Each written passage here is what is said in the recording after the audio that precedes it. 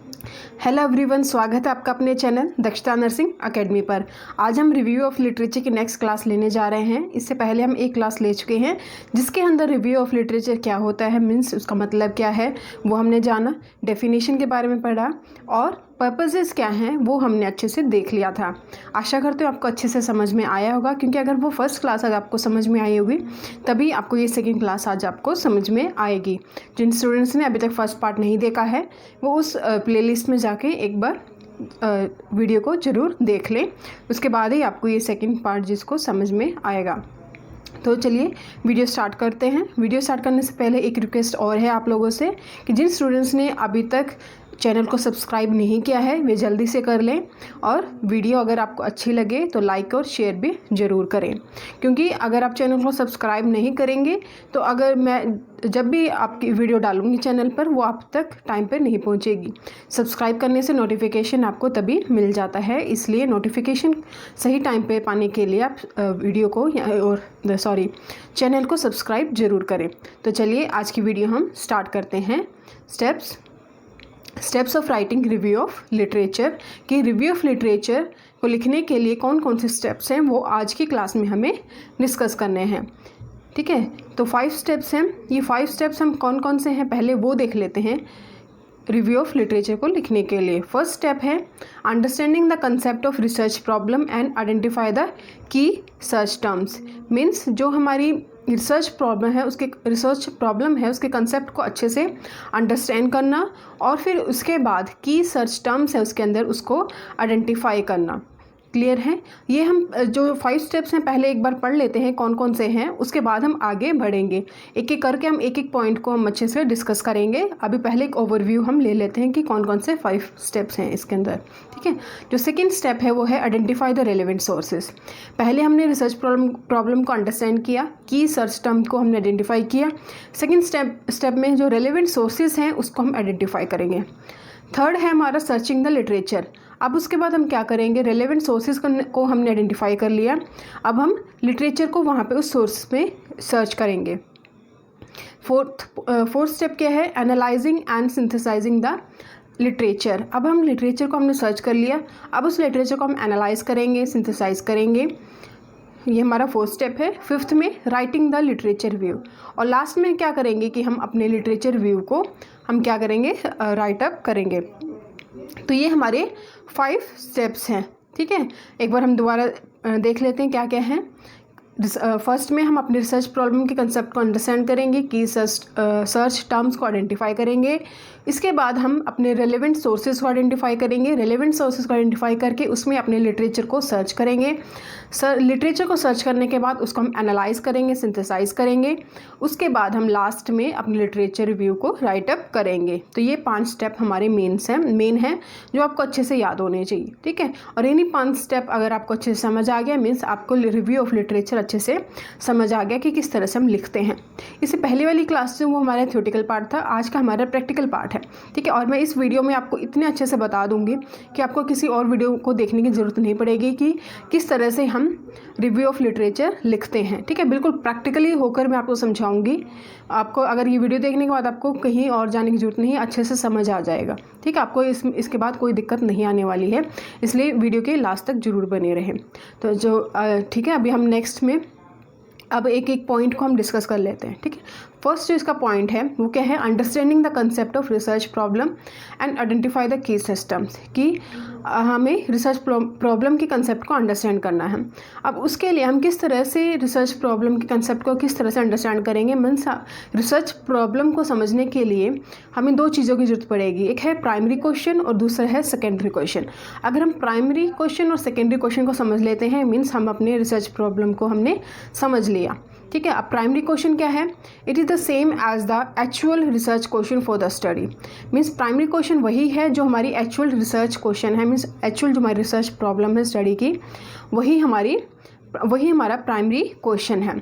और secondary question क्या कौन कौन से होते हैं, जो हमारे प्राइमरी क्वेश्चन से रिलेटेड जितने भी दूसरे जो क्वेश्चन बनेंगे मीन्स उसके आसपास के, जैसे एग्जाम्पल के थ्रू हम समझते हैं कि सेकेंडरी क्वेश्चंस क्या होते हैं। ठीक है, प्राइमरी आपको समझ में आ गया कि एक्चुअल जो रिसर्च प्रॉब्लम है, रिसर्च क्वेश्चन है, वही आपके प्राइमरी क्वेश्चन होते हैं। इन दोनों क्वेश्चन को समझने से ही हमारा रिसर्च प्रॉब्लम को हम समझ लेंगे। ठीक है, तो एग्जाम्पल है हमारा, study to determine the effectiveness of self instruction module on knowledge regarding medico legal aspect in care of cancer patient among nurses employed in selected hospital of Ambala Haryana. ठीक है, एक स्टडी है जिसमें हम किसके इफेक्टिवनेस को डिटरमाइन करते हैं, सेल्फ इंस्ट्रक्शन मॉड्यूल के इफेक्टिवनेस को डिटरमाइन कर रहे हैं। किसके एस्पेक्ट में, नॉलेज के एस्पेक्ट में। ठीक है, मीन्स ये जो सेल्फ इंस्ट्रक्शन मॉड्यूल है किसके ऊपर है, knowledge regarding the medico legal aspect in care of cancer patient among nurses. ठीक है, नर्सेज के अंदर जो मेडिको लीगल एस्पेक्ट्स के रिगार्डिंग कितनी नॉलेज है वो यहाँ पे हम देख रहे हैं। उसके रिगार्डिंग ही जो हमने सेल्फ इंस्ट्रक्शन मॉड्यूल बनाया है तो उसकी इफेक्टिवनेस हम यहाँ पे डिटरमाइन करेंगे। ठीक है, तो यहाँ पे हमें जो हमारा प्राइमरी क्वेश्चन क्या बनेगा कि नर्सिस के अंदर मेडिको लीगल एस्पेक्ट्स के रिगार्डिंग कितनी नॉलेज है वो यहाँ पे हम असेस करना चाह रहे हैं। ठीक है, तो वो हम असेस करेंगे, फिर हम उस सेल्फ इंस्ट्रक्शन मॉड्यूल उसको देंगे उस ग्रुप को, और उसके बाद उसकी इफेक्टिवनेस देंगे। मीन्स मेन जो हमारा प्राइमरी क्वेश्चन है कि कितनी नॉलेज है रिगार्डिंग नर्सिस के अंदर regarding medico legal aspects in care of cancer patient. ये हमारा प्राइमरी जो क्वेश्चन बन गया। मीन्स हमने क्या बोला था कि प्राइमरी क्वेश्चन जो मेन स्टडी है हमारी वही हमारा प्राइमरी क्वेश्चन होता है। अब हमारा जो सेकेंडरी क्वेश्चंस क्या होंगे कि हम सिर्फ knowledge regarding medico legal aspects तो हम देखेंगे, इसके अलावा हम उस स्टडी में ये भी देखेंगे कि मेडिको लीगल एस्पेक्ट्स, ठीक है, वो हम किन नर्सिस के ऊपर लेंगे। मीन्स कौन सी पीरियड के अंदर हम नर्सिस को लेंगे, मीन्स एक टाइम इंटरवल, या फिर किस तरह के जो पेशेंट्स है, कैंसर पेशेंट है, उसको हम अपनी स्टडी में लेंगे, या फिर जो इफ़ेक्टिवनेस है उसको हम किस तरह से असेस करेंगे। मीन्स जो प्राइमरी क्वेश्चन के आसपास के जो क्वेश्चंस बनते हैं वही हमारे सेकेंडरी क्वेश्चंस होते हैं। ठीक है, अब या फिर जैसे जो नर्सिस की नॉलेज को अफेक्ट करने वाले कौन कौन से फैक्टर हैं वो भी हम असेस करेंगे।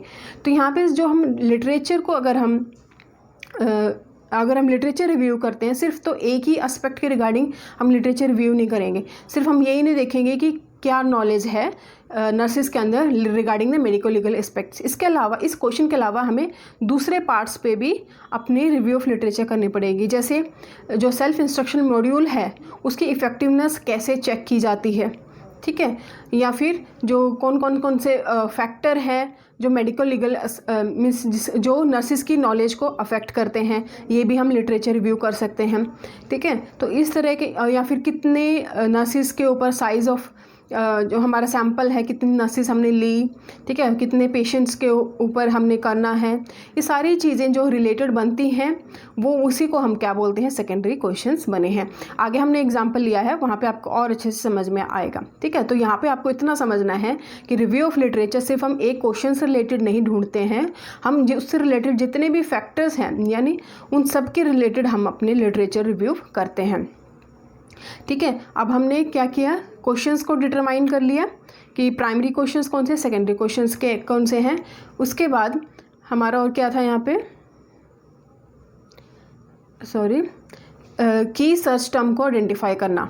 अब हमें इसके अंदर की सर्च टर्म कौन कौन सी हैं यहाँ पे, जैसे इफेक्टिवनेस है, सेल्फ इंस्ट्रक्शन मॉड्यूल है, नॉलेज है, मेडिको लीगल एस्पेक्ट है, और जो कैंसर पेशेंट्स हैं, नर्सेस है, ये हमारे की सर्च टर्म्स हैं। तो इन की सर्च टर्म्स के हेल्प से ही हम जो लिटरेचर रिव्यू करेंगे। तो फर्स्ट स्टेप आपको क्लियर हो गया।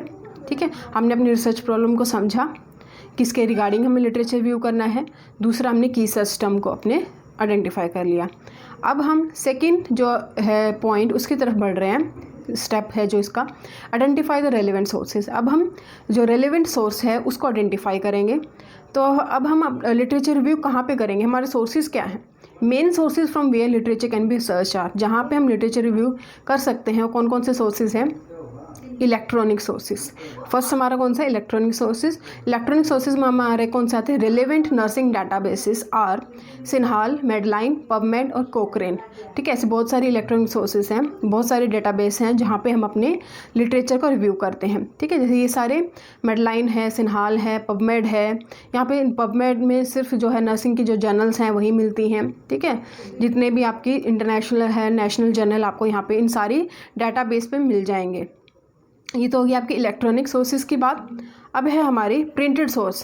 प्रिंटेड सोर्स में कौन कौन से आते हैं, जर्नल्स हैं, रिसर्च रिपोर्ट्स हैं, मैगजीन्स हैं, न्यूज़पेपर हैं, कॉन्फ्रेंस पेपर्स हैं, बुक्स हैं, ये हमारे प्रिंटेड सोर्स हैं। तो इन सोर्सेज पे ही हम ये जो 2 तरह के सोर्स हमने बताए हैं, यहीं पे हम अपना लिटरेचर को रिव्यू करेंगे। ठीक है, अब सिन्हाल, मेडलाइन, पबमेड, कोक्रेन, इन पे हम किस तरह से सर्च करते हैं वो भी हम आगे देखेंगे। ठीक है, तो इस चीज़ की भी आपको बिल्कुल चिंता नहीं करनी है। सेकेंड है थर्ड, अब हमारा कौन सा स्टेप है, सर्चिंग द लिटरेचर। हमने 2 स्टेप कवर कर लिए। फर्स्ट में हमने अपनी रिसर्च प्रॉब्लम को अंडरस्टैंड किया, की सर्च टर्म को आइडेंटिफाई कर लिया, क्योंकि उन्हीं की सर्च टर्म की हेल्प से हम लिटरेचर को क्या करेंगे, रिव्यू करेंगे, मीन्स अपने लिटरेचर को सर्च करेंगे। सेकंड, हमने देख लिया कि हमें जो सोर्स हमारा क्या रहेगा, इलेक्ट्रॉनिक सोर्स रहेगा या फिर प्रिंटेड सोर्स। ठीक है, इलेक्ट्रॉनिक सोर्स में हम क्या है, पबमेड का यूज़ करेंगे या फिर हम मेडलाइन का भी यूज़ कर सकते हैं। ठीक है, तो सर्चिंग, अब थर्ड में हमारा लिटरेचर को हम सर्च करेंगे। तो थर्ड में हमारा सर्च, इसके स्टेप्स क्या हैं, develop a list of keywords. जो हमने आइडेंटिफाई किए थे कीवर्ड्स, उनकी एक लिस्ट बना ली हमने। ओपन अ डाटाबेस, कोई भी एक डाटाबेस खोल लिया, मीन्स मान लो कि हमने पबमेड खोल लिया। अब उसमें पबमेड में ऊपर एक जगह दी होती है जहाँ पे हम अपने कीवर्ड्स को डाल देते हैं। जैसे हम गूगल में सर्च करते हैं, अब उन कीवर्ड्स को हम उस डाटाबेस के अंदर यानी पबमेड के अंदर उन कीवर्ड्स को डाल देंगे। और कीवर्ड हम कैसे डालते हैं, use Boolean operators. Boolean operator कौन से होते हैं, एंड, और, नॉट। ये मेनली कैपिटल लेटर्स में हम इसको लिखते हैं। Used as conjunction to combine और exclude keywords in a search resulting in more focus and productive results. ठीक है, ये आपको ध्यान देने वाली बात है। जब हम लिटरेचर को सर्च करते हैं अपने सोर्स के अंदर, जैसे पबमेड है, उसमें हम एज इट इज़ अपनी रिसर्च प्रॉब्लम को नहीं डाल देते कि पूरी रिसर्च कॉपी पेस्ट करके उसमें डाल दिया, तो आपकी कोई रिजल्ट नहीं आएगा। ठीक है, वहाँ पे आपको क्या करना है, जो अपने कीवर्ड्स हैं, ठीक है, जैसे हमने नॉलेज देखा था, या फिर जो नर्सिस है, कैंसर पेशेंट है, मेडिकल लीगल एस्पेक्ट्स हैं, ये सारे कीवर्ड्स थे, यही आप डालोगे। पूरी की पूरी लाइन आप कॉपी पेस्ट नहीं करोगे। और वो जब हम कीवर्ड्स डालते हैं तो बीच में हम इन बुलियन ऑपरेटर्स को ऐड कर देते हैं, जैसे medical legal aspects and nurses, medical legal aspects and cancer. ठीक है, तो इस तरह से हम बुलियन ऑपरेटर का हम यूज़ करते हैं। और हम ये किस तरह से काम किया, इन्होंने कंजक्शन की तरह काम किया, use as conjunctions to combine और एक्सक्लूड कीवर्ड। एक्सक्लूड करने के लिए हम नॉट यूज़ कर लेंगे। ठीक है, कि हमें ये चीज़ें नहीं चाहिए। तो इस तरह से हम इन बुलियन ऑपरेटर्स का यूज़ करते हुए अपने कीवर्ड्स डाल के सर्च करते हैं। नेक्स्ट है identify the most significant publication. तो हमने डाटाबेस डाल दिया, सर्च किया, तो मोस्ट जो सिग्निफिकेंट पब्लिकेशन है उसको अब हम आइडेंटिफाई कर लेंगे। अब वो कैसे आइडेंटिफाई करते हैं वो भी हम देख लेते हैं। Screening and gathering the references. जैसे हमने सर्च किया, हमारे रिजल्ट आया उसके, ठीक है, बहुत सारी आपको नीचे मिल जाएंगी जो लिटरेचर है, उनको हम एक एक करके स्क्रीन करेंगे। स्क्रीनिंग हम किसके रिगार्डिंग कर सकते हैं, जैसे एक्सेसिबल, जो लिटरेचर है वो इजीली एक्सेसिबल है कि नहीं है। ठीक है, मीन्स वो इंटरनेशनल है या इंटरनेशनल मैगजीन जर्नल में छपा हुआ है, प्रिंटेड है, या फिर नेशनल में है, इजीली एक्सेस आप कभी भी कर सकते हो, उसको नहीं कर सकते, उसके टर्म में हम उसको स्क्रीन करेंगे। दूसरा रिलेवेंट, आपकी स्टडी से रेलेवेंट है कि नहीं है। ठीक है, मिलता जुलता है कि नहीं है। ये ना है कि स्टडी कोई और कर रहे हो और जो लिटरेचर है वो किसी और का सर्च कर लिया हो आपने, ठीक है, किसी और टॉपिक से सर्च किया हो, तो आपको रेलेवेंट होना चाहिए। ठीक है, मेथडोलॉजिकल क्वालिटी उसकी अच्छे जो है, टूल टेक्निक उसने अच्छे यूज़ किया हो, स्टैंडर्ड टूल्स का यूज़ किया हो, ठीक है, प्रॉपर टेक्निक अच्छे से यूज़ की हो, तो ये तरह जो अच्छे से उसकी क्वालिटी को हम स्क्रीन अप करेंगे। तो ये सभी चीज़ों में अगर हमें ठीक मिलता है तो हम उसी लिटरेचर को हम सेलेक्ट करते हैं। उसके बाद हमने मान लिया, और फिर जो भी गैदरिंग द रेफरेंस, हमें क्या करना होता है कि जैसे लिटरेचर हमने सेलेक्ट किया स्क्रीनिंग करने के बाद, अब उसका जो रेफरेंस है वो भी हमें नोट करके रखना होता है। ठीक है। डॉक्यूमेंटेशन जो नेक्स्ट स्टेप है, डॉक्यूमेंटेशन बहुत ज़रूरी है, क्योंकि फ्यूचर में अगर हमें कभी भी ज़रूरत पड़े तो हम उस जो लिटरेचर है उसको दोबारा से हम देख सकें। तो इसके लिए अच्छा है कि हम जो भी हम लिटरेचर को रिव्यू करते हैं उसका एक प्रिंट आउट निकाल के अपने पास रखते जाएं। जैसे अगर बहुत सारे लिटरेचर होते हैं, जैसे आप अपने लैपटॉप में भी सेव करके रख सकते हैं कहीं पे 1 2 3 डाल के अच्छे से एक अलग फोल्डर में, ताकि आप फ्यूचर में कभी भी आप अपने लिटरेचर को, जहाँ पे आपने जिन लिटरेचर को रिव्यू किया है, एक बार देखा है, उसमें जाके दोबारा से सर्च कर सकें। ठीक है, तो एक रिकॉर्ड आपके पास होना चाहिए, प्रॉपर डॉक्यूमेंटेशन आपके पास होना चाहिए। कभी भी आप जो कोई भी आपसे पूछे कि आपने कहाँ से लिटरेचर रिव्यू किया है, तो आप फटाफट उसको निकाल के दिखा दें। ठीक है, आपके काम के भी आएगा वो। तो डॉक्यूमेंटेशन ज़रूरी है। थर्ड में एब्स्ट्रैक्टिंग एंड रिकॉर्डिंग इन्फॉर्मेशन। अब क्या किया, जो भी आपने लिटरेचर को आपने छांटे हैं, ठीक है, स्क्रीन किया है, उसमें से जो अच्छे पॉइंट्स हैं, ठीक है, एब्स्ट्रैक्ट निकाला, मीन्स जो आपके काम की बातें हैं उसको हम निकालेंगे, ठीक है, और रिकॉर्ड कर लेंगे इन्फॉर्मेशन को। ठीक है, तो क्या है, हम अब क्या थर्ड पॉइंट में हम अपने जो काम की बातें हैं, जो की पॉइंट्स हैं, उनको हम निकालेंगे, आइडेंटिफाई करेंगे और उसको हम रिकॉर्ड कर लेंगे। नेक्स्ट पॉइंट हमारा critic studies and evaluate the evidence. उसके बाद हमने क्या कर लिया, हमने अपने जो की पॉइंट्स हैं वो निकाले। अब हम उस स्टडी को क्रिटिक करेंगे। क्रिटिक हम कैसे करते हैं कि उसके पॉजिटिव पॉइंट्स और नेगेटिव पॉइंट्स हम दोनों देखते हैं, उस स्टडी के स्ट्रेंथ क्या है और वीकनेस क्या है, उसको अच्छे से हम देखेंगे। ठीक है, तो इस तरह से हम क्रिटिक करते हैं किसी भी स्टडी को और अपनी एविडेंस को इवैल्यूएट करेंगे। तो इस तरह से हम क्या है, अपने लिटरेचर को सर्च करते हैं। ठीक है, ये मेन पॉइंट है, आपको अच्छे से पता होना चाहिए। क्या क्या किया है हमने, दोबारा से रिपीट कर लेते हैं। कीवर्ड्स की जो हमने लिस्ट बनाई है उसको अपने डाटाबेस में डालेंगे, यानी डाटाबेस ओपन कर लिया, पबमेड खोल लिया या फिर मेडलाइन खोल लिया, उसमें कीवर्ड्स डाले। और कीवर्ड्स कैसे डालने हैं, बूलियन ऑपरेटर का यूज़ करते हुए। उसके बाद जो भी आपकी आती है सर्च में लिटरेचर आते हैं उसकी स्क्रीनिंग करेंगे। ठीक है, फिर जो भी आपको अच्छा लगता है, एक्सेसिबल है, रेलेवेंट है, तो उस लिटरेचर का हम डॉक्यूमेंटेशन कर लेंगे। एक जगह अपनी फ़ोटोकॉपी निकाल लेंगे या फिर हम अपना जो भी है PDF फाइल वहाँ पे सेव कर लेंगे। फिर एब्स्ट्रैक्ट बना लेंगे, जो हमें अपने लिटरेचर अच्छे लगे उनका हम की पॉइंट्स वहाँ से निकाल लेंगे, एब्स्ट्रैक्ट निकालेंगे और फिर हम क्रिटिक करेंगे। तो इस तरह से हम अपने लिटरेचर को सर्च करते हैं। नेक्स्ट पॉइंट है फोर्थ हमारा, analysing and synthesising the literature. अब हम क्या करेंगे, जो हमें अच्छे लगे, जिनको स्ट्रेंथ मीन्स जो लिटरेचर आपको अच्छा लगा, आपको रिलेवेंट है, उनको अब हम क्या करेंगे, एनालाइज और सिंथेसाइज करेंगे।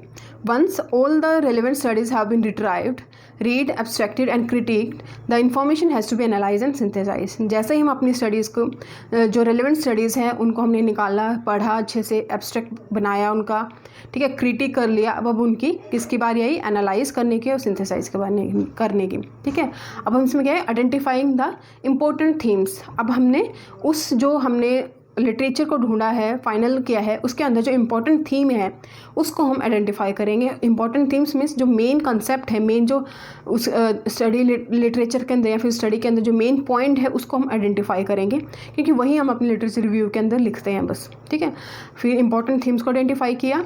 फिर नेक्स्ट हम ऑर्गेनाइजिंग द रिव्यू। ठीक है, एक बार हमने थीम्स को आइडेंटिफाई कर लिया, अब हम क्या करेंगे, अपने रिव्यू को ऑर्गेनाइज करेंगे। जैसे अगर इफ़ रिव्यू इज़ कॉम्प्लेक्स, अगर हमारा रिव्यू जो है बहुत ज़्यादा कॉम्प्लेक्स है, ठीक है, तो एक हम रिटन आउटलाइन हम बना लेते हैं। Written outline is recommended.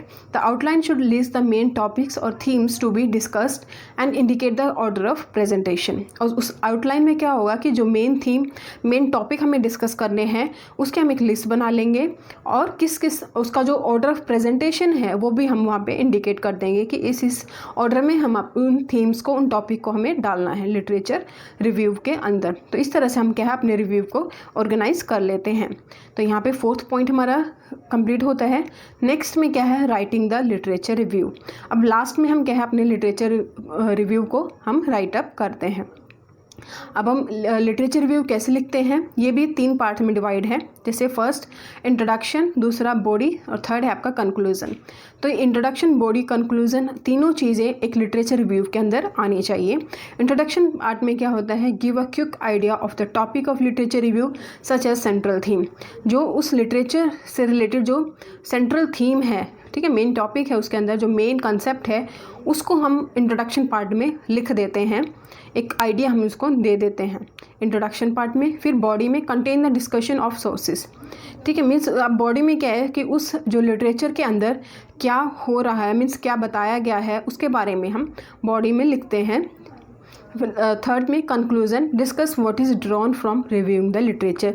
और थर्ड पार्ट में हम क्या है कि उस लिटरेचर को रिव्यू करने के बाद हमें क्या कंक्लूजन मिला, क्या हमने निचोड़ निकाला, वो हमारा कंक्लूजन कहलाता है। तो ये सारी चीज़ें एक लिटरेचर रिव्यू के अंदर होनी चाहिए, ठीक है। अभी हमने 5 स्टेप्स पढ़ लिए, अच्छे से आपको समझ में आए होंगे। नहीं आए तो चिंता बिल्कुल मत कीजिए, अब हम एग्जाम्पल की हेल्प से समझेंगे, ठीक है। उससे पहले एक flow of task in literature भी, एक मैंने फ्लो बताया है आपको, अगर आपको दिख रहा है तो अच्छी बात है, नहीं तो मैं आपको रीड करके बताऊंगी, बहुत लंबा है, फिर भी मैंने आपको समझाने के लिए डाल दिया, ठीक है। वो 5 स्टेप्स तो अलग है, ठीक है, वो वहाँ पे आपका लिटरेचर रिव्यू किस तरह से लिखते हैं वो कंप्लीट होता है। इसके बाद मैंने एक फ़्लो भी, ये आपको जो आपको स्क्रीन पे दिख रहा है, ये फ़्लो अलग से बना के दिखाया है कि इससे भी आपको ताकि और समझ में आ जाए, ठीक है। तो इस फ्लो में हम लिटरेचर रिव्यू करते हैं।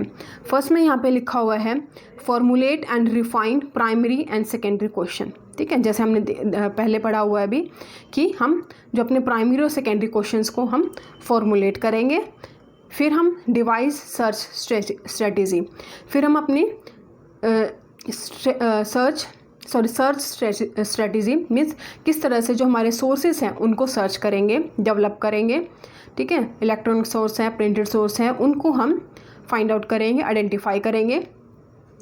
थर्ड में लिखा हुआ है retrieve primary source materials, means हमें पहले भी हमने बताया कि हम प्राइमरी जो सोर्स है उसके ऊपर डिपेंड होते हैं, तो प्राइमरी सोर्स मटेरियल को हम रिट्राइव करेंगे।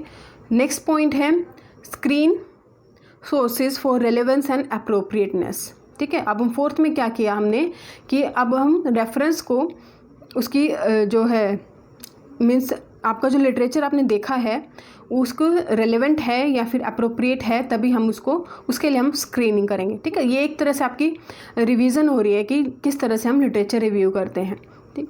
फिर जैसे फर्स्ट में हमने क्या किया, प्राइमरी सेकेंडरी क्वेश्चंस को फॉर्मुलेट किया, फिर हमने सर्च स्ट्रेटजी को डिवाइस किया, मीन्स हमने देखा कि हमें इलेक्ट्रॉनिक सोर्स लेना है या फिर जो है प्रिंटेड सोर्स लेना है। इलेक्ट्रॉनिक सोर्स लेना है, मिडलाइन है, ठीक है, पबमेड है।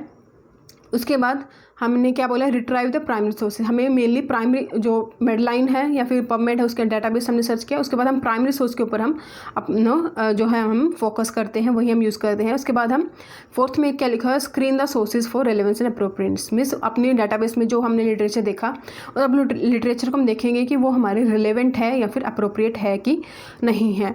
अगर वो अप्रोप्रिएट है, रेलेवेंट है तो हम क्या करेंगे, उसको हम रख लेंगे, ठीक है। तो रीड सोर्स मटेरियल, उसको पूरा अच्छे से रीड करेंगे और फिर एब्स्ट्रैक्ट बनाएंगे उसमें से रीड करके, और एनकोड इन्फॉर्मेशन, जो हमें इन्फॉर्मेशन चाहिए वो हम निकाल लेंगे फ्रॉम द स्टडीज़। उसके बाद इन्फॉर्मेशन एब्स्ट्रैक्ट बना के फिर क्रिटिक करेंगे, और फिर next analyse, integrate information, search for theme, और उसके बाद प्रिपेयर द क्रिटिकल समरी, ठीक है। ये पूरा एक तरह से आपका रिवाइज हो गया कि जो हमने स्टेप पढ़े वही हमने देखा था। अभी हमने ये तो एक पूरा अच्छे से, फोर्थ पॉइंट के बाद हमने लिखा हुआ है कि अगर वो स्क्रीनिंग करने के बाद रेलेवेंट नहीं है, अप्रोप्रिएट नहीं है, तो हम क्या इसको डिस्कार्ड भी कर सकते हैं। Discard irrelevant and inappropriate references को हम डिस्कार्ड कर देंगे, ठीक है। अगर अप्रोप्रिएट है तो हम आगे प्रोसीड कर सकते हैं।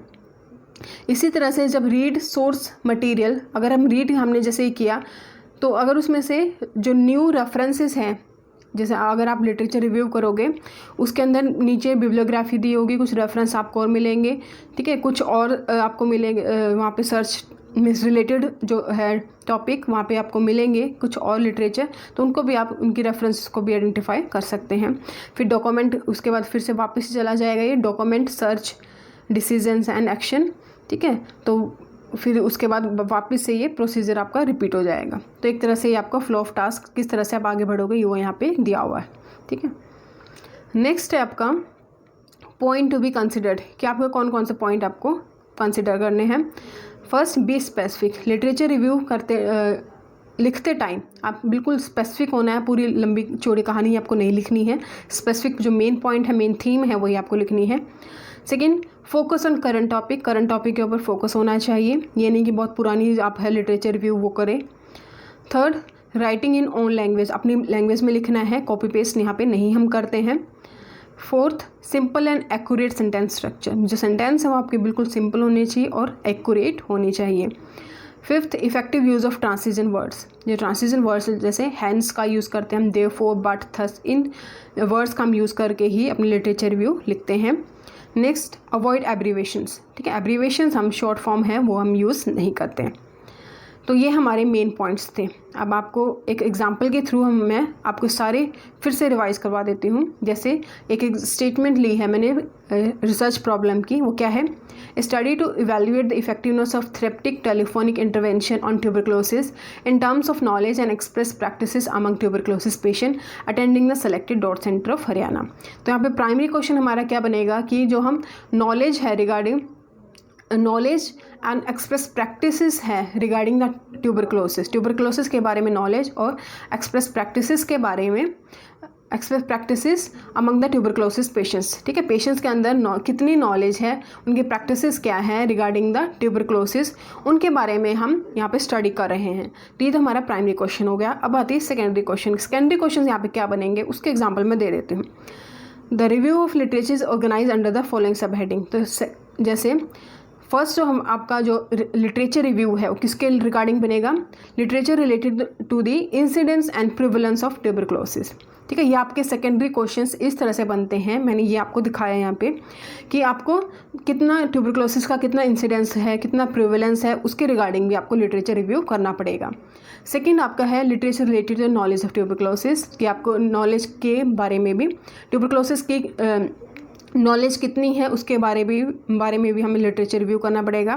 Third, express practices regarding management of tuberculosis, इसके रिगार्डिंग भी हमें एक लिटरेचर रिव्यू करना पड़ेगा। तो इन जितनी भी हेडिंग है इनके अंडर हमें लिटरेचर रिव्यू करने हैं, ठीक है। तो आपको समझ में आ गया होगा कि प्राइमरी क्वेश्चन कौन से होते हैं, सेकेंडरी क्वेश्चन होते हैं। प्राइमरी क्वेश्चन में जो मेन आपका हेडिंग है वो प्राइमरी, और से रिलेटेड जो फैक्टर है जैसे इंसिडेंस प्रिवलेंस देखना, उसके रिगार्डिंग हम लिटरेचर रिव्यू करते हैं, ठीक है। फोर्थ हमारा क्या, literature related to effectiveness therapeutic telephonic intervention, जो थेरेप्टिक टेलीफोनिक इंटरवेंशन कितनी इफेक्टिवनेस है उसके रिगार्डिंग में हम लिटरेचर रिव्यू करते हैं। ये हमारे सेकेंडरी क्वेश्चन हो गए। फर्स्ट पॉइंट अब बिल्कुल आपको क्लियर हो गया होगा, ठीक है। अब हम नेक्स्ट क्यों चलते हैं। तो अब ये मैंने एग्जाम्पल लिया है कि किस तरह से हम लिटरेचर रिव्यू लिखते हैं, ठीक है। अब लिटरेचर रिव्यू में मैंने क्या बताया था, 3 चीज़ें होनी चाहिए, इंट्रोडक्शन, बॉडी और कंक्लूजन, ठीक है। अब जो ऊपर वाइट लाइन में है ये हमारा किस में आता है, ये हमारा इंट्रोडक्शन में आता है, ठीक है। इंट्रोडक्शन में मैंने क्या लिखा है यहाँ पे, study was conducted in rural health training centre जवान of Jawaharlal Nehru medical college AMU and Aligarh on 80 subject. तो मेन जो मेरा थीम थी, मेन जो मेरा टॉपिक था वो मैंने पहली लाइन में लिख दिया, मैंने इंट्रोडक्शन अपनी स्टडी की दे दी, ठीक है। एक स्टडी कंडक्ट की गई है कहाँ पे, in rural health training centre जवान of Jawaharlal medical college AMU and Aligarh on 80 subject. ये मेरा इंट्रोडक्शन पार्ट में आ गया। अब इसके बाद जो ब्लू लाइन में है ये हमारा बॉडी पार्ट है इंट्रोडक्शन का, ठीक है। तो यहाँ पे क्या लिखा हुआ है, a semi structured questionnaire used to collect the data from January March 2015. Results showed that 87.5% of subjects were aware of evening rise of temperature in TB, followed by blood in sputum and cough more than 3 weeks. तो इस तरह से मैंने सारा अपना study के बारे में लिख दिया, ठीक है। अब जो लास्ट है वो क्या है, जो ब्लू लाइन में है वो हमारा कंक्लूजन है। The study showed that the knowledge of people relating to the TB is insufficient in most of the aspects. TB awareness program should focus on reduction of TB associated stigma. तो ये मैंने conclusion कर दिया है कि जो knowledge है लोगों की रिलेटेड टू TB वो क्या है, इनसफिशिएंट है, ठीक है। और TB awareness programme should focus on reduction of TB associated stigma. जो TB अवेयरनेस प्रोग्राम की ज़रूरत है, फोकस है on reduction of TB associated stigma. तो इस तरह से मैंने अपनी स्टडी को कंक्लूड कर दिया। तो आपको समझ में आ गया होगा कि लिटरेचर रिव्यू किस तरह से लिखते हैं। मैंने हर एक चीज़ को एग्जाम्पल देके आपको समझा दिया है, ठीक है। एक फ्लो डायग्राम भी बनाया है किस तरह से हम आगे प्रोसीड करते हैं लिटरेचर रिव्यू लिखते टाइम। तो आशा करती हूँ आपको अच्छे से समझ में आया होगा, एक एक स्टेप मैंने अच्छे से समझाया है। फिर भी कुछ दिक्कत है तो मुझे दोबारा कमेंट करके बता सकते हैं। 5 स्टेप आपको अगर समझ में आ गया तो आपको लिटरेचर रिव्यू करना आ गया। एग्जाम्पल भी मैंने लिख के बताया है किस तरह से हम लिटरेचर रिव्यू लिखते हैं। फिर भी किसी को दिक्कत आती है मुझे कभी भी कमेंट करके पूछ सकता है, फीडबैक अपनी दे सकता है। तो वीडियो अच्छी लगे तो कमेंट करके ज़रूर बताएं और वीडियो को लाइक भी करें और सब्सक्राइब भी करें चैनल को। Thank you so much.